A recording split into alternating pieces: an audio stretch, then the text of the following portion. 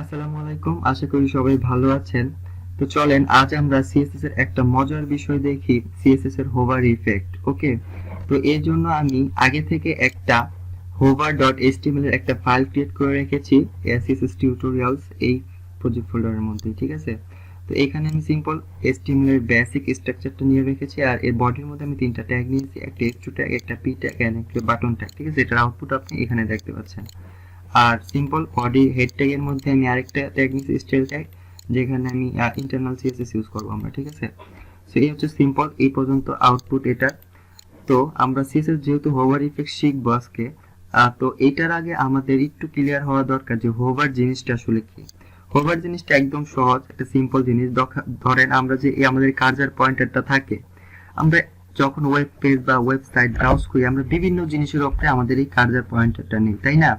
বা তখনই যখন আমরা যেই এলিমেন্ট বা ট্যাগের উপরে বা যেই সেকশনের উপর আমাদের কার্সারটা নিই, আমরা তখন সেটাকেই হোভার করছি, বা ইউজার যেটার উপরে নিচ্ছে সেটাই হোভার হচ্ছে মূলত। এখন দেখেন এক্সাম্পল হিসেবে আমি এখন S2 সিএসএস হোভার ইফেক্ট এটার উপরে আমার হোভারটা নিচ্ছি, সো এটাকে আমি হোভার করলাম এখন এই ট্যাগটা।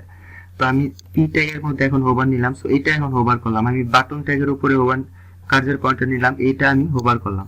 সো যখন যেই এলিমেন্ট বা ট্যাগের উপরে আমাদের কার্সার পয়েন্টারটা যায়, তখনই সেটা হোভার হয়। ওকে, আর আপনি চাইলে যে কোনো ট্যাগ বা এলিমেন্টের উপরই হোভার ইফেক্ট বা হোভার যখন করবে তার জন্য তখন কিছু সিএসএস আপনি লিখে রাখতে পারেন। যখনই কেউ হোভার করবে কোনো ইউজার বা কাস্টমার, তখনই সেই সিএসএসটা ট্রিগার হবে এন্ড অ্যাক্টিভ হবে।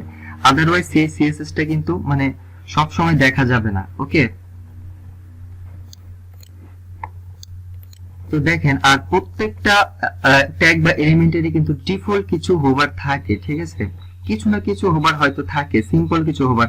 আপনি এটা একটু খেয়াল করে দেখতে পারবেন। দেখেন, যখন আমি এই বাটন ট্যাগটার উপরে আমার কার্সার পয়েন্টারটা নিচ্ছি, তখন কিন্তু ব্যাকগ্রাউন্ডটা একটু গোলা হয়ে যাচ্ছে। ঠিক আছে, মানে একটু বেশি গাঢ় হয়ে যাচ্ছে, হচ্ছে না? হ্যাঁ, হচ্ছে। দেখেন, আবার ধরেন আমি কার্সার পয়েন্টার যখন প্যারাগ্রাফ ট্যাগের উপরে নিচ্ছি, দেখেন আমার কার্সার পয়েন্টারটা কি থাকে, পিস সিম্বলের মতো থাকে। ঠিক আছে, বাট আমি যখনই প্যারাগ্রাফের উপরে নিচ্ছি, দেখেন কার্সার পয়েন্টারটা কিন্তু চেঞ্জ হয়ে গেল, চেঞ্জ হয়ে একটা মানে সিলেক্ট বাটনের মতো চলে আসলো। ঠিক আছে, দেন আমি H2 এর মধ্যে নিলে সেম একই কাহিনী হচ্ছে। ঠিক আছে, কার্সার পয়েন্টের সিম্বলটা চেঞ্জ হয়ে যাচ্ছে।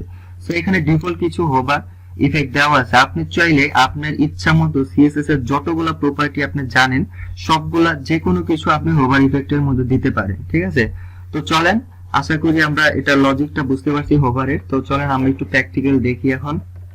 তো এই জন্য আমি ধরেন ফার্স্টেই, আর হ্যাঁ, আপনি চাইলে ধরেন আপনি বাটনের মধ্যে বা যে কোনো ট্যাগ বা এলিমেন্টের মধ্যে আপনি দুইভাবে সিএসএস অ্যাপ্লাই করতে পারেন। একবার তো আমরা দেখছি সিম্পল বাটন সেট করি, সিলেক্ট করি, দেন এটার মধ্যে যদি আমরা কোনো সিএসএস এর প্রপার্টি অ্যাপ্লাই করি, তখনই কিন্তু সেটা অ্যাপ্লাই হয়। ঠিক আছে, আবার আপনি চাইলে বাটনের হোভার ইফেক্টের জন্য কিছু সিএসএস লিখে রাখতে পারেন।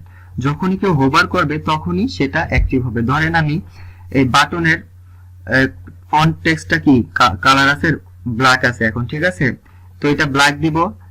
ঠিক আছে, আর ব্যাকগ্রাউন্ড যা আছে, ব্যাকগ্রাউন্ড ধরেন আমরা এটা গ্রে দিয়ে দিব। ঠিক আছে, আর ধরেন কেউ, আমরা চাচ্ছি যখনই কেউ এটা হোভার করবে বাটনের উপর, তখন এই বাটনের কালার হয়ে যাবে হোয়াইট, সরি বাটনের টেক্সট কালার হয়ে যাবে হোয়াইট, এন্ড বাটনের ব্যাকগ্রাউন্ড হয়ে যাবে ব্রাউন। ঠিক আছে, বাট যখনই হোভার সে সরাবে আবার আগের মতো ব্ল্যাক, আর ধরেন হ্যাশ কালার হয়ে যাবে। ওকে, তো চলেন আমরা এটাই করে দেখি আপাতত।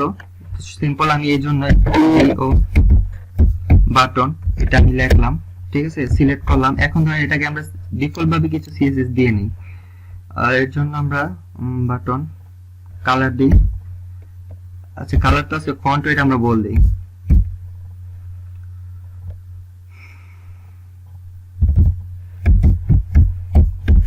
ফন্ট ওয়েট বোল্ড দিলাম। ওকে, ফন্টটা আমরা বোল্ড করে দিলাম। দেন আমরা এটা ব্যাকগ্রাউন্ড দেই, বাটনের ব্যাকগ্রাউন্ড দেই, হ্যাশ কালার দেই। ওকে, ও ব্যাকগ্রাউন্ড, ওকে ব্যাকগ্রাউন্ড দিলাম। দেন আমি এটার বর্ডারটা রিমুভ করে দিই। ওকে, বর্ডার নান করে দিই। ওকে, এটার বর্ডার চলে গেল। আচ্ছা, একটু প্যাডিং দিয়ে দেই 10 পিক্সেল, তাহলে একটু ভালো লাগবে। ঠিক আছে, সো আমরা সিম্পল একটা বাটন ক্রিয়েট করলাম এটা। ঠিক আছে, একটা বাটনের ডিজাইন করলাম, সিম্পল একটা বাটন। ওকে, তো এখন দেখেন আমরা চাচ্ছি যে যদি এই দেখেন আমি এখন এটার মধ্যে হোভার কার্সার নিচ্ছি, কোনো ইফেক্ট নাই কিন্তু, বাট আমরা চাচ্ছি যখনই কেউ এটার উপরে হোভার বা ক্লিক করতে যাবে তখন এটার কালারটা রেড হয়ে যাবে আর ব্যাকগ্রাউন্ড ব্রাউন হয়ে যাবে। সো এটার জন্য আমরা সিম্পল আগে বাটন ট্যাগটাই সিলেক্ট করব।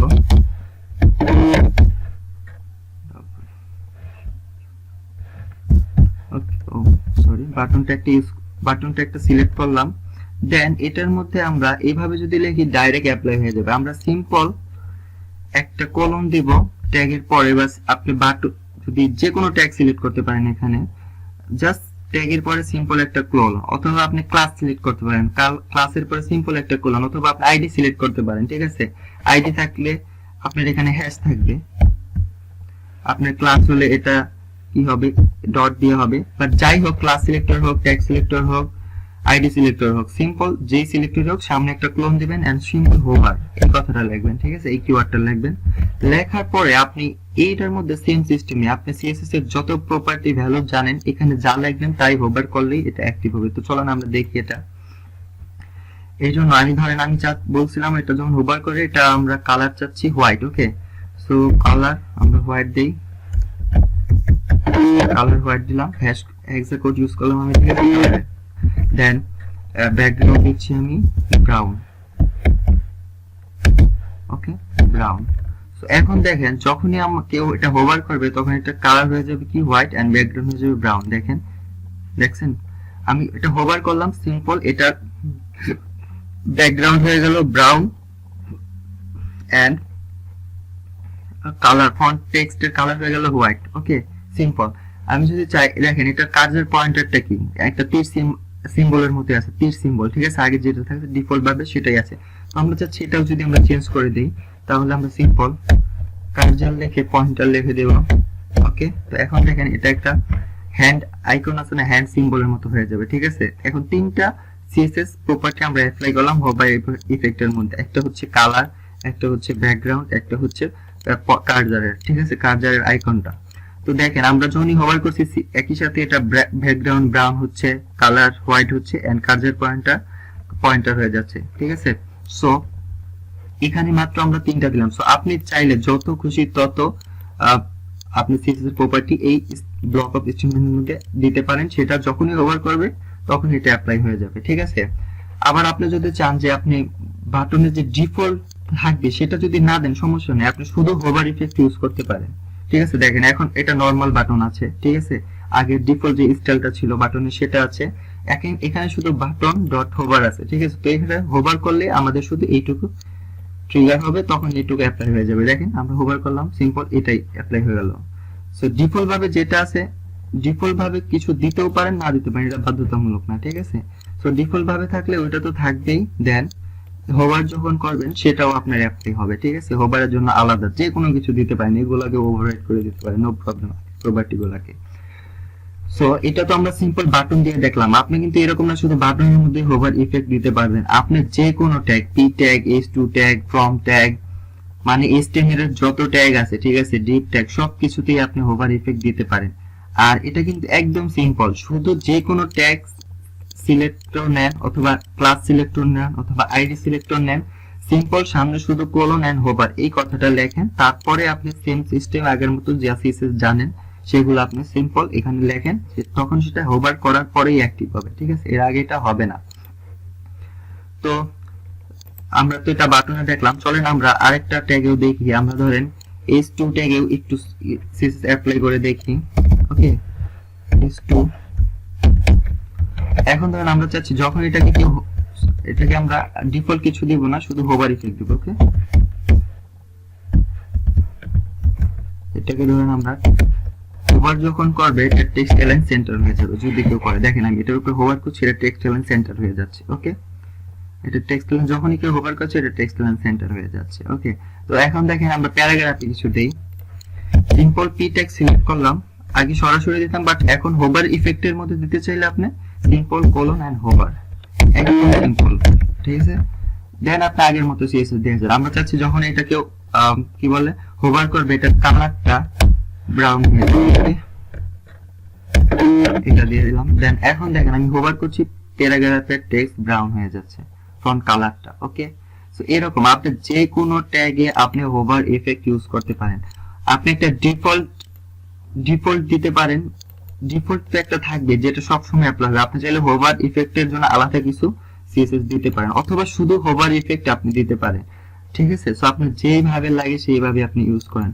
আর এটা শুধু ট্যাগের মধ্যে এরকম না, ঠিক আছে, আপনি ক্লাস সিলেক্টরের সাথে দিতে পারেন, আইডি সিলেক্টরের সাথে দিতে পারেন। সিএসএস যত প্রকার সিলেক্টর আছে আপনি সব ধরনের সিলেক্টরের সাথেই আপনি জাস্ট হোভার দিবেন, সিলেক্টরের রুলস লেখার নিয়ম অনুযায়ী লিখবেন, দেন হোভার দিবেন, কোলন এন্ড হোভার দিবেন, দেন আপনি আপনার সিএসএস প্রপার্টি লেখেন, ওইটা আপনার হোভার করলে ইফেক্ট হয়ে যাবে, ঠিক আছে, সিম্পল। তো আশা করি আপনি হোভার ইফেক্টটা বুঝতে পারছেন। এটা আপনি আরো প্র্যাকটিস করুন, যত প্র্যাকটিস করবেন তত ভালো ভালো জিনিস বুঝবেন। আর এটা আপনার ক্রিয়েটিভিটির উপর ডিপেন্ড করে, ঠিক আছে, আপনি কি কি বানাবেন এই হোভার ইফেক্ট দিয়ে। হোভার ইফেক্ট দিয়ে আসলে অনেক সুন্দর সুন্দর ইফেক্ট, অনেক কিছু বানানো যায়, কিন্তু এটা সবাই পারে না, যার ক্রিয়েটিভিটি যত বেশি সে পারে, ঠিক আছে। সো আপনি যদি অনেক প্র্যাকটিস করেন এটা নিয়ে, হোভার ইফেক্টটা নিয়ে, সো আপনি অনেক ভালো ভালো জিনিস বানাতে পারবেন, ঠিক আছে। এটা সম্পূর্ণ নির্ভর করে আপনার উপর, কিন্তু লজিক সিম্পল। আপনি জাস্ট যে কোনো ট্যাগ বা সিলেক্টর নেন, সিম্পল কলম দিয়ে হোভার ইফেক্ট, হোভার দিয়ে জাস্ট লিখতে থাকেন আপনার আগের মতো, যা আগে যেভাবে লেখতেন সিএসএস এর প্রপার্টি আর ভ্যালু। ওকে, সিম্পল লেখেন, সিম্পল বিভিন্ন ভাবে এক্সপেরিমেন্ট করেন, অনেক সুন্দর সুন্দর জিনিস আবিষ্কার করেন, ঠিক আছে। আপনার জন্য শুভকামনা রইল, ভালো থাকুন, সুস্থ থাকুন, দেখা হবে নেক্সট ভিডিওতে নতুন কোনো সিএসএস প্রপার্টির সাথে। আল্লাহ হাফেজ।